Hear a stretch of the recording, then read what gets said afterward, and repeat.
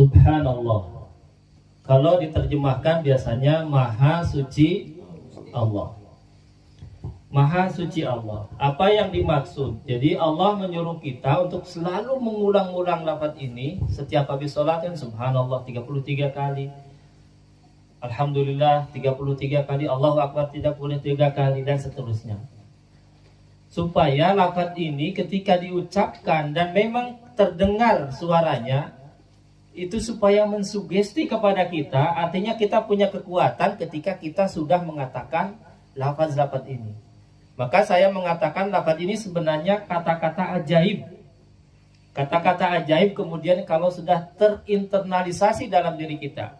Terinternalisasi itu artinya sudah merasuk dalam diri kita, maka kata ini akan menjadi kata yang ajaib. Ketika kita mengatakan Subhanallah, artinya Maha Suci Allah. Apa maksudnya Maha Suci Allah?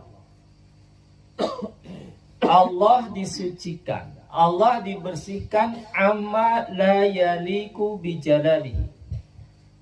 Allah itu disucikan dari segala hal yang tidak layak bagi Allah.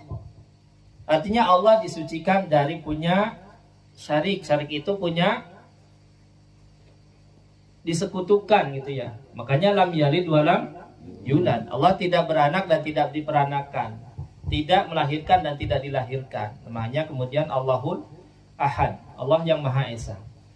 Kemudian juga Allah Maha Suci itu artinya Maha Suci itu Allah disucikan dari segala kekurangan dan kekhilafan, termasuk kesalahan. Ini yang harus dipahami, termasuk dalam penciptaannya. Makanya ketika kita mengatakan Subhanallah, itu artinya mensucikan Allah dari segala kekurangan dan kesalahan. Apa maksudnya? Jadi ketika kita melihat ada ciptaan Allah yang menurut kita itu kok ini cacat, mohon maaf, tidak ada produk gagal dalam penciptaan Allah. Walaupun menurut kita itu adalah kok cacat umpamanya, tapi di hadapan Allah itu tidak ada namanya produk gagal.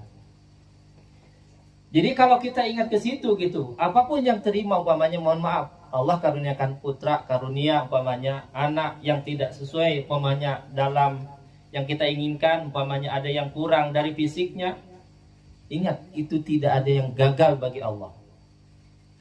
Produk itu tidak ada yang produk gagal bagi Allah Subhanahu wa taala. Jadi ketika kita paham bahwa ini adalah semua yang terbaik menurut Allah, maka kita akan paham tidak ada ceritanya kita mengeluh kok gini, kok gitu, kenapa harus gini, kenapa harus gitu, kenapa ya Allah tidak terima dengan apa yang Allah takdirkan. Jadi kalau kemudian kita paham di situ bahwa sekali lagi kuncinya adalah tidak ada yang keliru dalam penciptaan Allah, tidak ada yang gagal dalam penciptaan Allah, makanya di situ akan timbul rasa syukur dan kemudian kita akan merawat apa yang Allah titipkan itu sebaik-baiknya. Karena kita memahami itu, dan ini banyak. Karena kenapa? Ketika Allah mencabut sesuatu kenikmatan dari seorang hambanya, maka akan Allah ganti dengan kenikmatan yang lain yang lebih dahsyat dan lebih besar. Banyak nggak? Mohon maaf kalau di video itu ada orang tidak punya tangan, tapi dia jadi montir. Montir itu tukang bengkel, tapi dia pakai kaki itu. Dan itu bisa. Ada orang yang tidak bisa melihat. Saya ada di sana Pak, di Tangerang Selatan itu ada pesantren namanya Raudhatul Makfufin, taman-taman orang tunanetra. Itu semuanya orang di situ, gurunya, muridnya tunanetra, nggak melihat semuanya Pak. Tapi dia bisa buka WA, bisa kalau saya minta untuk ngisi ceramah itu karena sering diundang untuk motivasi, itu bisa pesan Grab Pak, nggak melihat. Jadi ketika Allah tutup mata ini, maka Allah berikan mata batin yang lebih tajam daripada penglihatan ini. Dia punya firasat yang tajam Pak. Dan itu ngapalin Quran Pak, pedang ngapalin Quran. Jadi ketika saya tanya, Ustaz, kenapa sih masih harus capek-capek ngapalin Quran katanya. Saya diskusi karena pernah saya undang ya. Dan itu dia datang sendiri pakai Grab Pak. Pakai Grab gitu, mesen Grab gitu ya. Dia bisa. Ada aplikasinya, kemudian dia memudahkan itu. Kemudian ketika ditanya, Ustaz, namanya Ade juga, namanya Ustaz Ade Ismail namanya. Dia pimpinannya di situ. Ketika saya tanya, Ustaz, kenapa sih harus capek-capek ngasih ngarap Al-Quran, kan nggak bisa melihat, kan buta lah kalau bahasa kita itu. Kata dia apa? Ustaz, katanya, saya ini sudah buta di dunia, saya tidak mau lagi nanti buta di akhirat. Lihat surat Toha ayat 124. Nanti di akhirat itu ada orang-orang yang dibangkitkan oleh Allah dalam keadaan buta, nggak melihat, Pak. Coba bisa dibayangkan, di akhirat buta, nggak bisa melihat. Bagaimana lebih dahsyatnya orang yang melihat aja pakai ilmunya luar biasa, takutnya luar biasa gitu ya. Ini orang dibutakan. Qala rabbi lima hasyartani a'ma. Kemudian dia tanya, ya Allah, kenapa engkau kumpulkan kami dalam keadaan buta? Kemudian kata Allah apa?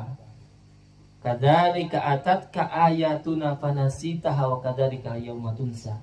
Begitu juga ketika waktu ditanya engkau melalaikan, menyia-nyiakan, seolah-olah tidak kenal. Ketika datang ayat-ayat Allah, engkau melupakannya, yang pada hari ini engkau akan dilupakan. Coba Pak, ini petunjuk hidup kita sebenarnya. Sejauh mana kita ada punya waktu, seolah-olah saya sibuk sehingga tidak punya waktu. Malu sebenarnya kalau punya alasan itu kepada Allah. Nah, kata dia itu, Ustaz, saya ini sudah buta, saya tidak mau lagi nanti buta di akhirat. Itu yang sudah buta, Pak. Sehingga ketika ada salah satu syekh juga ditanya, Ustaz, saya heran tanya, Anda buta tapi bisa hafal Quran. Saya itu bilang apa? Jawabannya, saya lebih heran lagi ada orang melihat tapi tidak mau dan tidak bisa baca Quran. Mbak, sejauh itu, sampai kemudian ada salah satu santrinya itu dihadirkan juga. Jadi sudah buta, dia awalnya pernah melihat, awalnya itu bisa melihat. Kemudian mungkin karena penyakit, ada penyakit, hanya dia buta betul, tidak bisa melihat. Ditanya, Ustaz, atau termasuk si Ustaznya ini, mau enggak? Maksudnya punya harapan lagi enggak untuk bisa melihat, katanya. Dia bilang, saya sudah enggak mengharapin itu lagi. Saya sudah menikmati kondisi yang Allah berikan saat ini. Buta, Pak, tapi bisa menikmati hidupnya. Kenapa? Dia dekat dengan Al-Quran. Makanya itulah orang Isa sudah bisa melihat hakikatnya dari kekurangan itu, menjadikan sebuah kenikmatan yang Allah berikan kepadanya. Tergantung bagaimana kita menyikapinya. Bisa jadi nikmat itu berlimpah, tapi kita nggak bersyukur, akhirnya merasa kurang terus, ngeluh terus bawaannya. Kalau jualan itu gimana Pak jualannya hari ini? Boro-boro sepi, padahal ada yang Allah berikan. Lebih banyak ngeluhnya daripada bersyukurnya. Kenapa disebut sepi itu? Karena umpamanya dia pengennya dapat 100.000, tapi hari itu hanya dapat 70.000 atau 60.000. Bilangnya apa? Sepi. Seolah-olah nggak laku itu karena tidak sesuai dengan harapannya. Padahal yang ada Allah berikan itu bisa jadi itulah yang mencukupi dia. Akhirnya banyak mengeluhnya daripada banyak bersyukurnya.